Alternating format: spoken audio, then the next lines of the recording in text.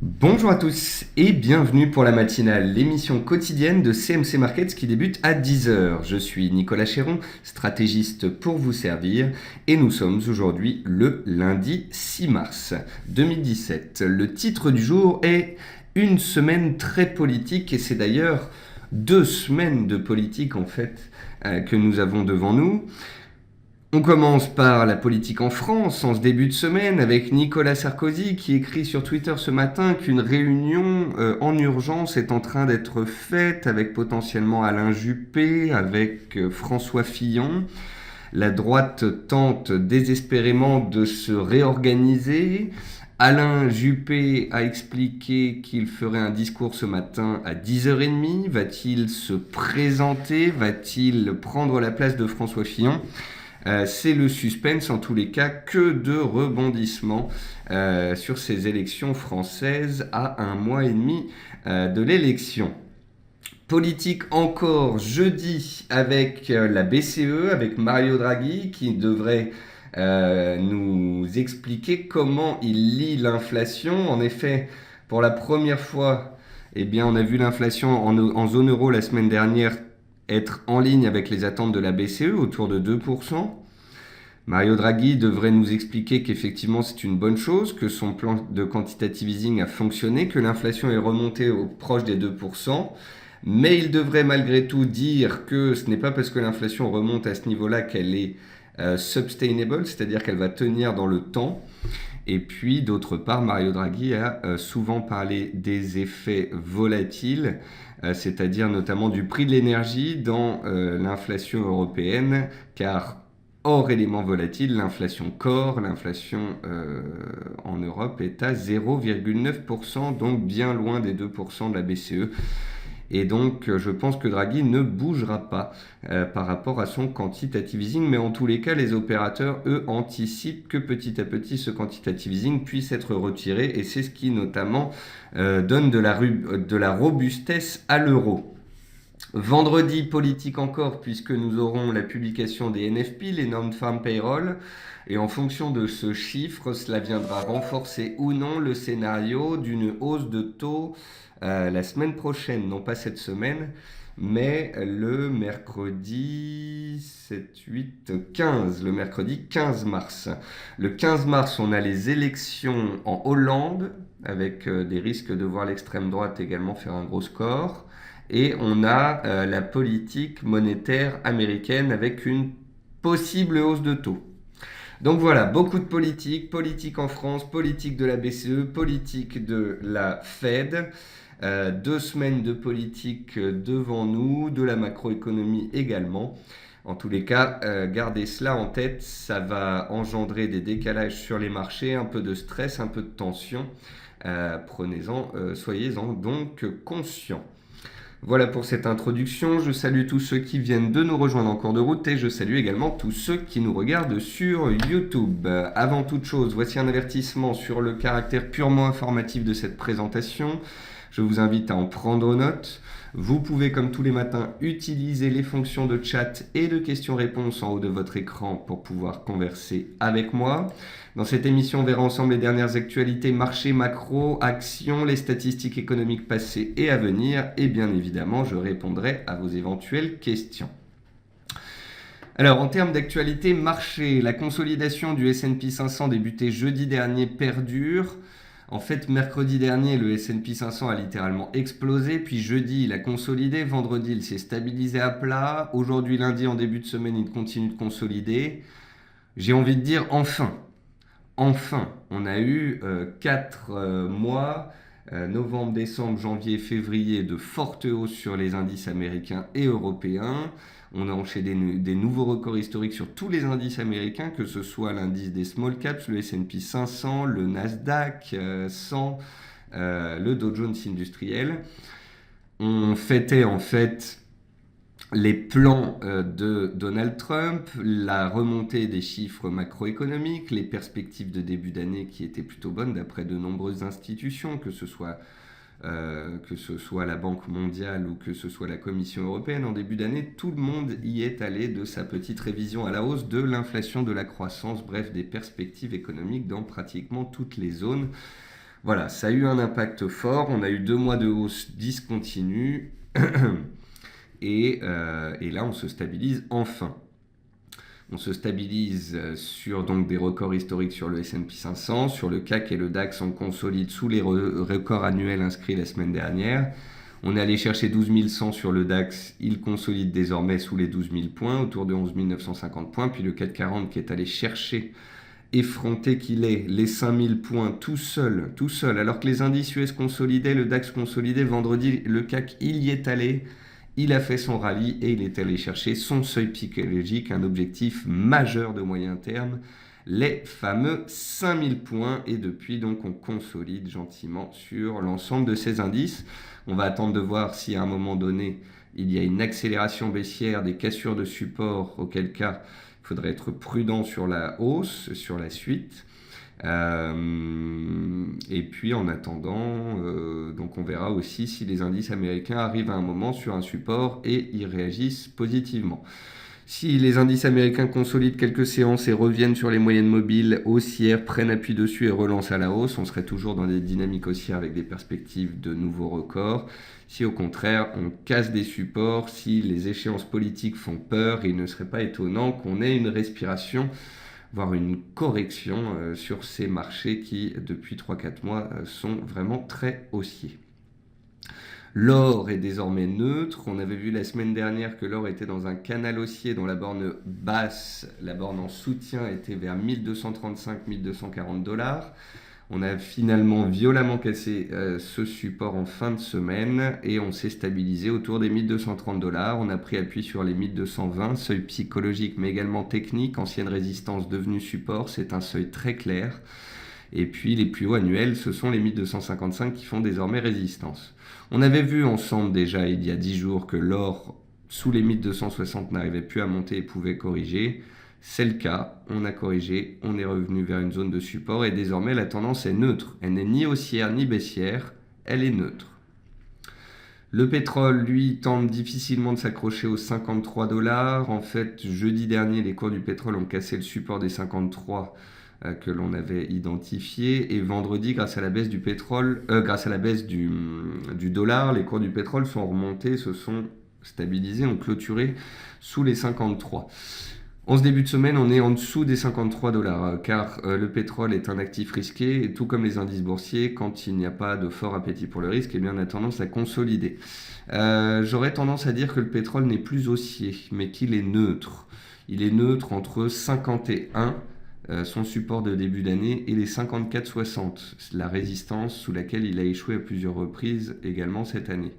Donc là, à court terme, on a essayé de tenir les 53, on les a cassés, on a fait un pullback dessus. Tant qu'on est sous les 53 $, en ce début de semaine, il y a des risques baissiers.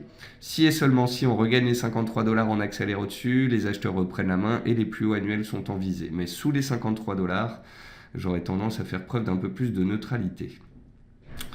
Le gaz naturel gagne 10% depuis le test de son support à 2,6 $. Alors, vous noterez que gaz et pétrole ne sont absolument pas corrélés. Le gaz consolidait depuis un mois alors que les cours du pétrole tenaient sur leur plus haut annuel. Et puis la semaine dernière, on a vu le pétrole consolider et le gaz se reprendre. Donc pas de corrélation entre les deux. J'avais identifié à 2,60 un double creux éventuel sur les cours du gaz. Il a fonctionné. Les acheteurs ont repris la main. On est en hausse de plus de 3% ce jour. Et à court terme, donc, la tendance n'est plus baissière. Les graminées perdurent dans des tendances haussières, j'entends par là le blé et le maïs. Entre le mois de décembre et la fin février, on avait eu des beaux rallyes, des belles tendances haussières sur le blé et le maïs, puis on avait assisté à des consolidations ces 2 dernières semaines, et là les acheteurs tentent de reprendre la main, de relancer les tendances haussières. Donc tant qu'on a un dollar qui n'est pas forcément recherché, qui est plutôt neutre, et qu'on a des tendances haussières qui perdurent sur ces derniers, ça peut continuer. Il n'est pas dit qu'on ne casse pas les plus hauts des dernières séances pour aller chercher de nouveaux records et que maïs et blé soient potentiellement en train de se retourner après avoir vécu plusieurs années difficiles, notamment sur les cours du blé. Enfin, l'euro attaque le haut de son range entre 1,05 et 1,0620. J'en faisais déjà part en fin de semaine sur Twitter.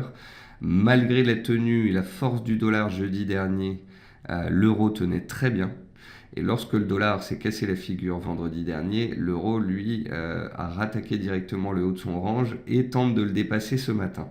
Donc attention ici, malgré le fait que les Fed Funds envisagent une hausse de taux aux États-Unis, le dollar est relativement faible, et ce malgré les dires de Janet Yellen vendredi comme quoi les taux US pourraient être montés. C'est ça qui me rend dubitatif sur cette hausse de taux possible de mercredi prochain, le 15. Moi, je n'y crois toujours pas. Parce que les Fed Funds ne sont pas restés plusieurs semaines au-dessus de 70%, que c'est une hausse un peu trop rapide. En plus, les taux d'intérêt ne remontent pas tant que cela, et le dollar, lui, ne monte pas. Donc, je suis très dubitatif sur cette possible hausse de taux en mars. Je pense que les US vont effectivement monter leur taux potentiellement dans les semaines, les mois à venir, mais pas forcément en mars, plutôt en juin. Nous verrons bien. En tous les cas, dans les 10 jours qui viennent, on va avoir l'avis de Mario Draghi sur les 2% d'inflation en zone euro et si le quantitative easing va durer ou pas, quel est son plan, et on va avoir le plan de la Fed qui va monter ou non ses taux d'intérêt. Parce que les membres de la Fed disent qu'ils vont monter les taux, c'est pas nouveau. Ils le disent à chaque fois, tout le temps, depuis des années. Donc je n'écoute plus les membres de la Fed quand ils disent que les taux vont monter ou pas. Je regarde les Fed Funds. D'ailleurs, on va en parler dans quelques instants. Là, on est dans les actualités macroéconomiques désormais. Donc, vous noterez que les marges des entreprises du S&P 500 sont à 8,5%. Elles sont supérieures de 3% à celles des entreprises de l'Eurostoxx 600. Donc vous comprenez bien pourquoi on a une surperformance des indices américains sur les indices européens. Théoriquement, les indices sont des paniers de valeurs, des valeurs qui ont des rentabilités. Si les entreprises américaines gagnent plus d'argent que les entreprises européennes, il est normal que le marché américain soit plus cher que le marché européen. Selon Janet Yellen vendredi, le comité examinera si l'emploi et l'inflation continuent d'évoluer conformément à leurs anticipations, auquel cas un nouvel ajustement de taux des fonds fédéraux sera probablement approprié. Je trouve ça trop soft. Si Janet Yellen va monter les taux en mars, elle le sait déjà. Elle a déjà les chiffres d'emploi et d'inflation, elle n'a pas besoin d'en étudier de nouveau. Donc c'est ça qui me fait penser que Janet Yellen pourrait dire en mars nous avons examiné les chiffres d'emploi et d'inflation, nous allons monter les taux, mais pas cette fois, la suivante. Vous voyez ? Une sorte de validation, mais c'est une validation et un bottage en touche en même temps. Donc voilà, j'aurais tendance à être prudent. Il y a des éléments qui laissent entendre que les US pourraient monter les taux, et il y en a d'autres qui me laissent dubitatif. La probabilité d'une hausse de taux lors de la prochaine réunion de la Fed, le 15 mars au vu des Fed Funds, est à 86%, elle est très élevée. On verra dans la semaine, en fonction des publications macroéconomiques, si ce chiffre baisse ou monte. S'il continue de grimper et s'approche de 100%, ça commence à renforcer le scénario. Si au contraire, on avait des chiffres économiques qui faisaient retomber les Fed Funds sous les 70%, attention, ça voudrait dire que les taux ne seront certainement pas montés la semaine prochaine. Et bien évidemment, vous vous en doutez, vendredi, nous avons quoi ? Nous avons les NFP, les Non-Farm Payroll, les chiffres du chômage mensuel aux États-Unis qui sont d'importance. Et si le chiffre est bon, ça renforcera les Fed Funds et une hausse de taux possible en mars ou en tous les cas à très court terme, échéance juin. Si par contre le NFP n'est pas bon du tout, comme l'épisode de juin 2016, rappelez-vous, la Fed avait dit en mai on va monter les taux, les Fed Funds avaient grimpé et puis d'un coup, boum, NFP à 130 000 créations d'emplois en juin 2016. C'était mauvais, ça avait fait chuter les Fed Funds et ils n'avaient pas monté les taux avant décembre. Donc voilà, n'allons pas trop vite en besogne. Les taux US montent un peu, mais le dollar ne monte pas. Les Fed Funds montent, mais c'est un peu tardif comme remontée. Donc on verra mercredi 15 mars. Et puis enfin, on notera que Pékin a baissé son objectif de croissance pour 2017 à 6,5%. Le gouvernement va prioriser les risques liés à l'endettement et à l'immobilier plutôt que de soutenir son marché à court terme et de potentiellement le faire surchauffer. En termes d'actualité entreprise, Peugeot va changer d'échelle en rachetant Opel pour 2,2 milliards d'euros. Avec Opel Vauxhall qui a réalisé un chiffre d'affaires de 17 milliards d'euros en 2016, PSA deviendra le deuxième constructeur automobile européen avec une part de marché de 17%. Deutsche Bank perd 5% ce matin après l'annonce de son augmentation de capital et de sa restructuration. CGG, même chose, titre pénalisé par des résultats trimestriels dégradés, par la présentation des premiers détails concernant sa restructuration financière. Le titre est toujours en tendance baissière, il est en baisse de 2% ce matin. Pascal me disait que pensez-vous de CGG? J'en pense rien, Pascal, c'est une tendance baissière, c'est un titre baissier, des fondamentaux dégradés, et en l'absence de chandelier de retournement, je ne vois pas grand-chose à dire de plus. Enfin, L'Oréal a finalisé l'acquisition des marques de soins de la peau de Valeant, Cerafi, Acne-Free et Ambi, qui ont des taux de croissance aux États-Unis très importants. Les meilleures et les moins bonnes performances du CAC 40, c'est relativement calme, un peu plus de rouge que de vert ce matin. Peugeot gagne près de 3%, donc avec ce rapprochement, cet achat de Opel. Sinon, bon point, on retrouve AXA et Crédit Agricole, donc les bancaires en hausse qui soutiennent le marché. On notera malgré tout Total, ArcelorMittal, Saint-Gobain en baisse de plus de 1%. Ça pèse un peu sur le CAC 40 qui consolide gentiment en ce début de semaine. Côté statistiques passées, on a eu les ventes au détail en Australie, en ligne avec les attentes. Et puis ce jour, on notera l'indice Sentix en zone euro à 10h30, puis à 16h les commandes industrielles aux États-Unis. Et vous noterez dans la nuit, si vous tradez le dollar australien, qu'à 4h30, nous aurons les taux de la RBA, la Royal Bank of Australia, la banque centrale australienne. Voilà. Manuel me dit: Nicolas, le gap qu'on vient de fermer sur le S&P 500 peut-il être un gap d'épuisement selon vous? Manuel, théoriquement, un gap d'épuisement, c'est un gap haussier. Par la suite, on consolide, puis on ne fait que baisser. Ici, on a eu un gap haussier, puis on a consolidé gentiment, on est venu le fermer.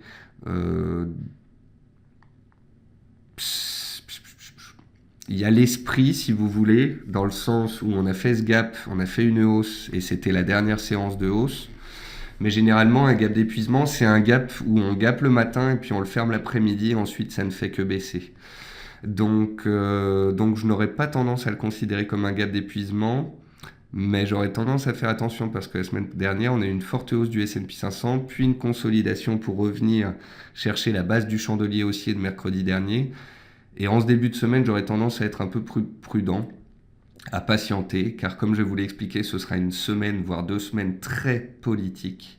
Et donc, il n'est pas dit que les indices américains tentent de relancer leur tendance haussière dès maintenant. La consolidation pourrait un petit peu durer. Voyons cela en tout cas dans les premiers échanges. Et puis, je vous retrouve cet après-midi à 15h45 pour refaire le point. Et sinon, pour les autres, on se retrouve demain matin, 10h tapante pour la matinale. Au revoir à tous et très bon appétit par avance.